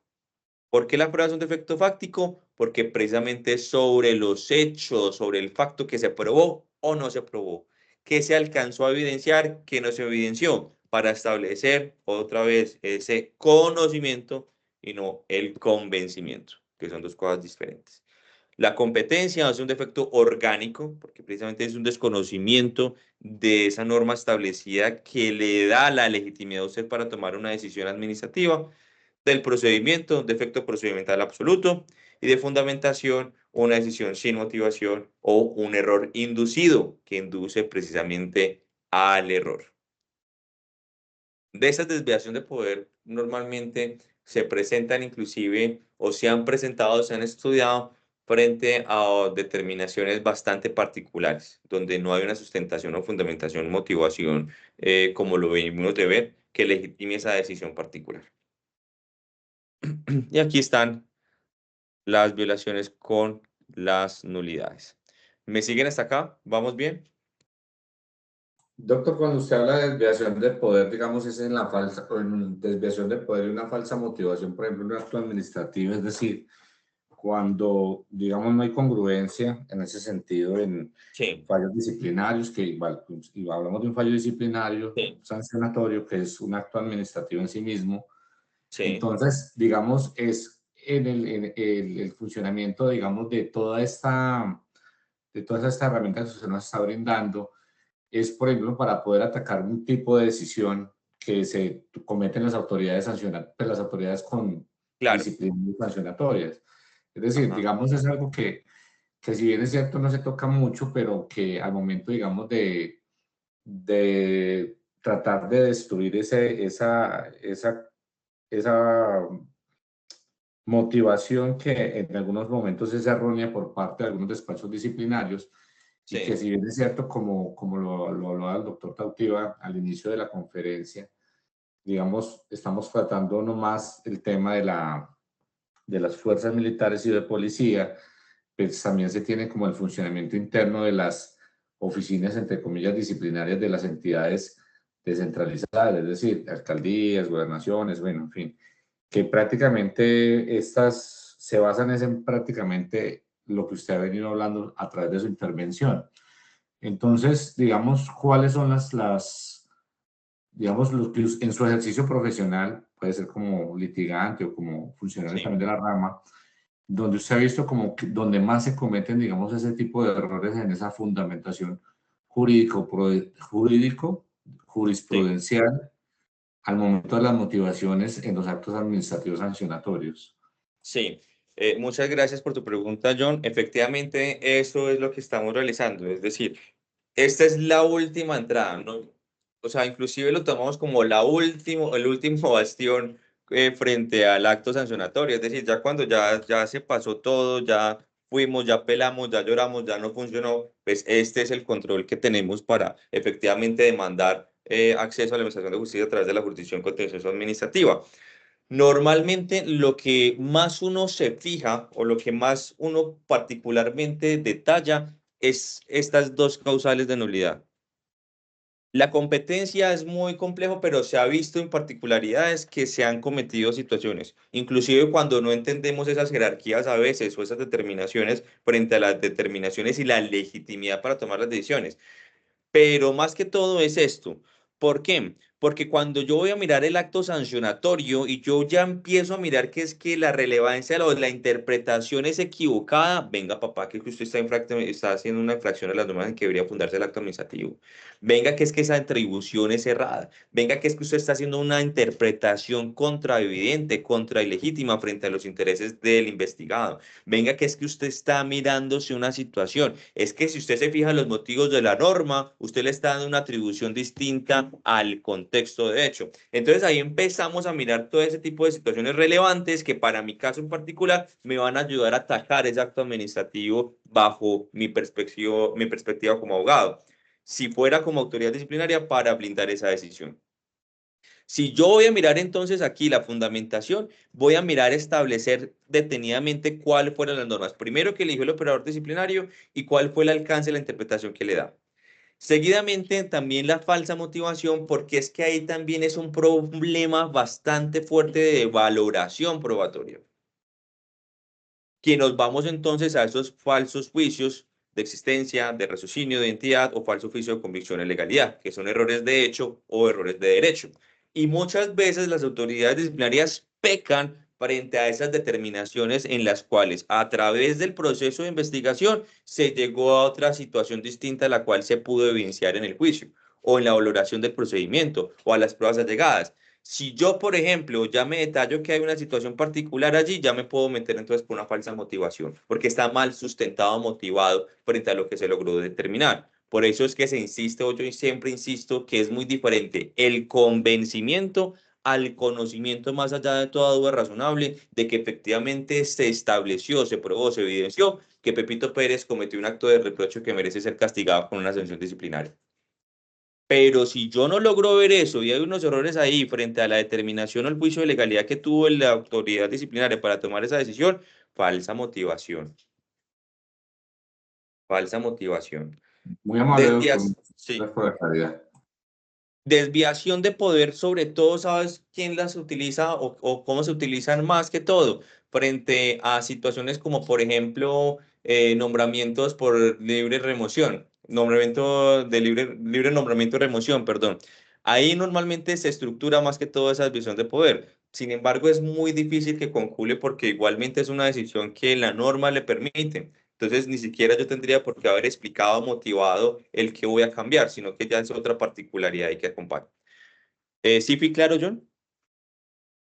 Sí, doctor, sí, señor. Sí, sí, es algo que de pronto Sí, he tenido como siempre ahí en la premisa cuando me llegue, pues digamos sí, este caso, cuando uno puede atacar un acto administrativo por cualquiera de esas causales. Es decir, es algo que pues, no dice que no ocurre, pero ocurre con muchísima claro, frecuencia. Y el error, pues, digamos, de las motivaciones de algunos despachos disciplinarios sí, o en su efecto el juzgador disciplinario, llámese fuerza pública, y lo que normalmente hablábamos de los despachos disciplinarios de las alcaldías, gobernaciones o inclusive de las instituciones sí, públicas, que lo hablaban en alguna conferencia que estuve, que muchas veces ponen a un contratista sí, a que se tome atribuciones de carácter disciplinario. Entonces, ahí hablaba usted de la competencia y prácticamente sí, uno puede dejar llevar el proceso y en última ataca una nulidad y chao, se va el proceso. Es decir, es muy, muy importante el tema porque se vuelve que es un conocimiento que no todo el mundo tiene y es un conocimiento que se hace necesario en el ejercicio profesional. Pues yo sí, actualmente soy sí, litigante pues, el tema penal y el tema disciplinario, y me parece que es un tema que estaba inclusive atacando. Pues me llegó por causales del momento con un funcionario, sí, inclusive donde se atacó el acto administrativo en revocatoria directa, porque todavía estamos en términos, y en ese ejercicio es una falsa motivación, inclusive una desviación de poder en sí, el tema de un ausentismo. Pues bueno, si se ausentó o no se ausentó. Un funcionario que nunca se presentó a una unidad, pero entonces le metieron un abandono del servicio. sí. Entonces, eso fue algo bien cómico y pues bajo esa perspectiva es muy, muy, muy interesante conocer esos medios pues que podemos utilizar. Muchas gracias, doctor. No, claro, gracias a ti, John. Simplemente que mencionaste una cosita, ahí estás viendo mi pantalla. Sí, señor, sí, doctor. Sí, para que tengamos una claridad frente al alcance de los contratistas, porque eso es una discusión eterna y ya vemos que nos agarramos en espacios académicos por ese alcance en las determinaciones de si es sujeto disciplinable o no el contratista. Entonces nosotros tenemos que en principio no. ¿Y por qué en principio el contratista no? Porque no hay una relación especial de sujeción per se, donde se sustenta precisamente el derecho disciplinario. ¿Cuándo se rompe allí? Porque es que yo estoy prestando los servicios, pero no hay una situación porque yo no tengo una jerarquía establecida. Yo no estoy dentro de la rama establecida dentro de ese directorio administrativo, podríamos llamarlo. Entonces ahí es donde se pierde esa legitimidad. No obstante, la Comisión de Disciplina Judicial en esta sentencia y en la C-280 del 96 se empieza a decir que es que, venga, es que si bien no hay una subordinación, venga, es que si bien no son destinatarios del régimen disciplinario porque no hay una relación especial de sujeción, sí hay otras determinaciones cuando dentro del desarrollo de sus funciones están cometiendo o están realizando cometidos del Estado. Supervisión de contratos, el Exactamente, tema otras de... Sí, situaciones no, particulares. ese es un caso muy particular que Mm, pues pude demostrar en un proceso disciplinario ante la Procuraduría de una persona por contrato de prestación de servicios, sí, pero pues digamos el alcance que tuvo esa eso, persona dentro de la actuación del contrato de prestación, pues de la supervisión del contrato o de la auditoría. Entonces pues me metí claro, por ahí y pues favorablemente, gracias a Dios, nos fue bien con ese claro, tema. Porque pues si bien es cierto, no hay un estado, pues, la sujeción o la obligación puntual que tienen sí, la persona al momento de vincularse por contrato de prestación de servicios, es que si transitoriamente sus funciones son prácticamente catalogadas con las de funcionario público, ¿sí? así Porque es. pues eso es algo muy complejo, como puede que sí, como puede que no, pero pues uno Claro, tiene que versar sobre lo que le es útil en el litigio y pues claro, conocer. total. De hecho, vamos a ver una cosita muy particular también que nos van a ayudar, que nos va a ayudar muchísimo. Y mira que tú dices una cosa muy importante, Johnny, es que a partir de ahí también mira cómo hacemos un problema normativo sustantivo de interpretación. ¿Cómo le estamos dando esa interpretación desproporcionada, equivocada? Porque es que si nosotros vamos a ver al supervisor, el supervisor primario sí es servidor público, pero el apoyo a la supervisión, que es diferente, ahí sí es por contratos. Y ese apoyo a la supervisión es diferente a la supervisión. Entonces, mira ese alcance también diferencial que yo no podría entonces sustentar o darle alcance con aras de sancionar en un Estado social de derecho que se sustenta precisamente en esa dignidad humana y el principio por persona. ¿Vale, John? Sí, doctor, muchas gracias. Muy amable por su No, aclaración. a ti por tu participación. Para eso, y ya terminando, para no cansarlos más, ya está ahora a estas alturas de la noche, la sentencia C-115 del 2017 es muy particular porque aquí empezamos a mirar también una situación de ponderación, de interpretación dentro de todos los casos. ¿Cómo hago yo la interpretación, argumentación? Para eso que vamos a establecer desde ya un juicio de proporcionalidad y que si yo no lo realicé, eso también deslegitima la decisión administrativa judicial. Aquí nos dice entonces, y lo vamos a leer con filigrana, a partir de esta premisa del principio de proporcionalidad, el tribunal, o sea, la Corte Constitucional, ha establecido que sin perjuicio de otros métodos de interpretación y argumentación, como los hemos visto con los problemas normativos sustantivos, es pertinente, es necesario aplicar el juicio de proporcionalidad. En aquellos casos en los que debe definirse si una restricción de normas admiten diferentes grados y formas de realización, utilizadas o usadas o conocidas bajo la denominación de principios, es compatible con la Constitución. Se trata entonces de un instrumento con fundamento de la obligación del Estado de garantizar los derechos establecidos en el 2, en el 4, en el 6 y en el 241, y tiene por objeto evitar restricciones excesivas. ¿Qué quiere decir desde ya este principio de proporcionalidad? Es que, venga, yo cuando tengo una situación específica, tengo que mirar el por qué voy a aplicar esa norma y qué grados de determinación tiene eso para establecer precisamente la consecuencia jurídica de ese hecho que se va a estudiar.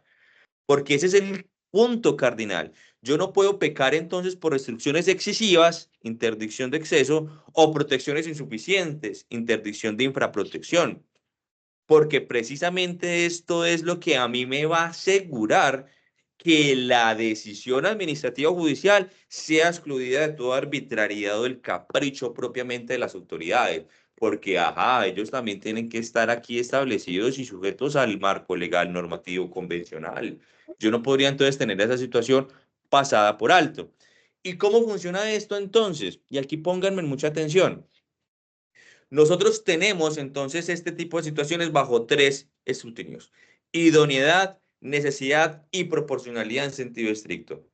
La norma es idónea, es decir, si esa norma bien establecida, si es idónea para resolver el caso específico, tiene la finalidad o tiene la posibilidad, la potestad de la consecución del fin para el cual está determinada esa norma.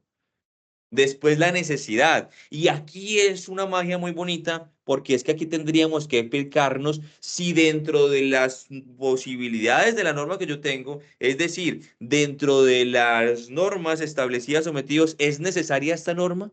¿Por qué esta y no? Entonces, por ejemplo, si nosotros nos fuéramos a la falta gravísima del 55.5, que me da destitución e inhabilidad de 10 a tantos años, o la prohibición del 38.12, que me da una sanción muchísimo menor, venga, tengo dos opciones. ¿Cuál es la necesidad realmente necesaria, la falta gravísima? ¿Por qué? Porque si yo tengo otra norma con una idoneidad semejante, y mire cómo lo dice aquí de bello la Corte Constitucional, la sentencia CEC 022 del 2020, si yo tengo una norma con idoneidad semejante, puedo entonces salir de ello. Y nos dice, si la medida escogida por el legislador es la menos restrictiva de otros derechos, considerándose su invalidez en caso de que exista otra con un impacto inferior y con una idoneidad semejante para la obtención de los propósitos de la norma. ¿Cuál es la finalidad del derecho disciplinario? Pues venga, que el servidor público cumpla y desarrolle sus funciones correctamente y que efectivamente la sanción es para que se recapacite, para que vuelva con mayor ánimo y que pueda establecerse. Si esa es la finalidad del derecho disciplinario y yo tengo dos autoridades normativas, como es la falta gravísima del 55.5 y la falta grave del 38 punto y pico, pues venga, necesariamente yo tengo que aplicar esta. Si existe otra con un impacto inferior, que es la falta grave, pues venga, yo ya tengo que entonces salir de la falta gravísima.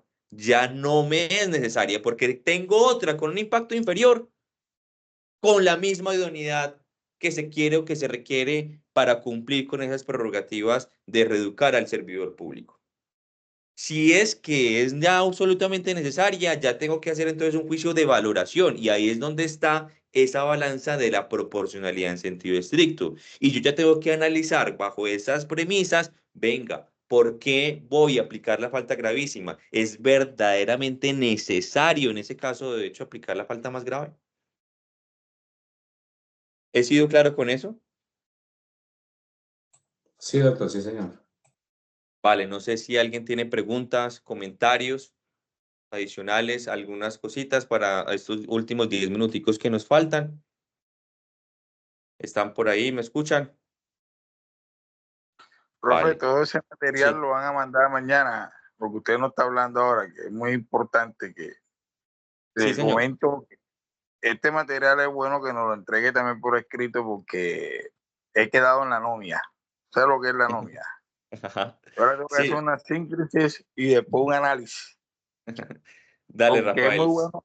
Lo que usted ha enseñado me ha quedado cosas que a uno se le escapan, hermano. Uno como abogado no se le puede escapar lo que usted está diciendo. Pues no se le puede escapar. Porque yo ahora tengo un problema con la Corte Suprema de Justicia, Tribunales de Cartagena y jueces de Cartagena. Casi son, póngale, unos 15 jueces. Sí. Yo metí una acción de tutela, la misma, pero con diferentes. Le cambiaba un hecho y una cosita. Y en todas me aplicaron el principio de inmediatez, pero no me cortaban, donde decía que el principio de inmediatez tiene la excepción de que cuando se te viola los derechos fundamentales constantemente, y yo probaba que se violaba, y los jueces y todos, magistrados y la Corte Suprema en estos momentos no quiere mencionar eso. Imagínate. O sea, Y es, ¿qué hago, sí. profe? No, eso tienes que ya hacer, mirar, todo ese tema es muy particular. Lo que tú me compartes o lo que dices es aplicación errada, ya tendríamos que empezar a mirar es cuajo o cómo fue que se erigió y bajo qué sustento. Así pues, en gran escala, como tú me lo dices, tendríamos que primero analizar esa situación, dónde está la sustentación o fundamentación del por qué no tomaron en cuenta esa determinación, aun cuando hubieran propuestas o evidencias frente a esa situación, esa determinación. Y si ello fuera así, pues entonces ya miramos que hay inclusive una falta disciplinaria de la 1127 por la incumplimiento de ese deber de conocer el derecho, de aplicar esas prerrogativas y de cumplir precisamente con eso que se espera de las autoridades judiciales en esa confianza legítima de administrar justicia. Pero recordemos que si estamos parados en ese otro, en el régimen de las comisiones seccionales para los empleados judiciales y los jueces y magistrados, tendríamos que mirar ya entonces ahí que una cosa que vamos a llamar imputación binaria. ¿Cómo así imputación binaria? Que es que no solamente es la falta, sino que eso tiene que ir acompañado también con la conexión del deber. Entonces usted tiene que hacer la conexión de la falta con el deber para poder establecer que efectivamente hay una falta o un acto de reproche investigable y sancionable por parte de la Comisión de Disciplina Judicial. ¿Vale, Rafael? Ve, profe, yo le he preguntado a todos los jueces Sí. por qué ellos han cortado donde el principio de inmediatez sí va, si se me viola el derecho. El problema es conmigo, el derecho de me están robando mi pensión, profe. Es mi pensión que me la están robando y los jueces y magistrados se están prestando a robarse mi pensión. O sea, me están robando un bono Sí. y un montón de años que yo me quedo aterrado. Bueno, ¿cuál es el interés que se van a repartir la plata? Y yo le he preguntado a la Corte Suprema, le he preguntado al tribunal por qué ellos no miran la prueba y ellos dicen, mi opinión no se viola, mi opinión, mi opinión, mi opinión. Y le meto tutelas contra tutelas. Eso, ya te voy a decir tutela ahí y nada. Nada, profe, ya no sé qué es. Yo creo que es una falta disciplinaria, pero ahora usted me metió binaria, imputación y deber. O sea que yo esto no lo puedo hacer yo porque no tengo la experiencia esa que tiene usted A mí me gustaría que usted me diera su número y si usted me puede hacer ese trabajo, porque Mira, yo yo te tengo voy a compartir ya, aquí mi celular. A ver, y si quieres, mañana es mi conversamos del tema pensión. y me compartes, porque muchas veces inclusive nosotros nos quedamos con las determinaciones internas e inclusive para esto sirve también la convencionalidad y el derecho internacional. Es decir, uno puede ir hasta otros estándares internacionales, hasta la Comisión Interamericana de Derechos Humanos, hasta la Corte Interamericana de Derechos Humanos, porque es que eso está en servicio de todos nosotros, no solamente es para Petro. En el caso Petro versus Colombia, no solamente es para él, todos tenemos esos mismos derechos también para buscar justicia, que si en Colombia no la niegan, pues para eso está también las altas cortes internacionales. Vale, Rafael, no sé si alguien tiene alguna otra pregunta, queja, reclamo, duda. Si es así, entonces espero que les haya gustado la charla. Un gusto haber compartido. Gracias por los que participaron. Y pues nada, ahí nos estaremos viendo. Les dejo entonces también el número de contacto por si a alguno le interesa también para compartir, etcétera, lo que ustedes necesiten también. Yo soy también presto siempre a ayudar. ¿Vale? Dios los bendiga y muchísimas gracias. Muchas gracias, doctor Diego, y a ustedes por la atención. ¿Vale? José Ignacio, doctor, muchas gracias a usted. Mañana los esperamos muy puntual a las 8 de la mañana. Mañana va a estar el doctor Andrés Vargas con el tema del procedimiento disciplinario militar, seguido por el doctor Jorge Moreno, que va a estar con la clase de pruebas en procedimientos disciplinarios militar y policial. Y cierra la doctora Jennifer con perspectiva de género y acoso sexual en el régimen disciplinario. Entonces, nos vemos mañana a las 8 de la mañana, muy puntuales para que aprovechemos el tiempo del procedimiento militar con el doctor Andrés Vargas, que es un experto y estuvo en toda la renovación en el nuevo proyecto del Código Disciplinario Militar. Entonces, nos vemos mañana. Feliz noche y que descansen. Uno de los colegas, no sé quién miró el número del doctor José Ignacio y me lo puede regalar, que no lo, aquí en este celular no he podido.